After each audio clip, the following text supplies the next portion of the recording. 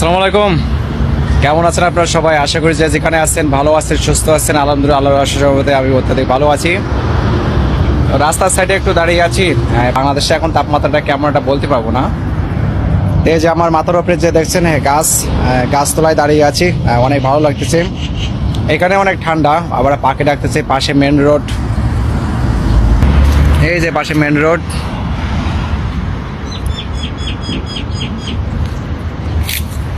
শালিক পাখি দেখলাম অনেকদিন পরে। প্রচন্ড রোড, তো আসলে ভিডিওটা ভালো হচ্ছে না মনে হচ্ছে।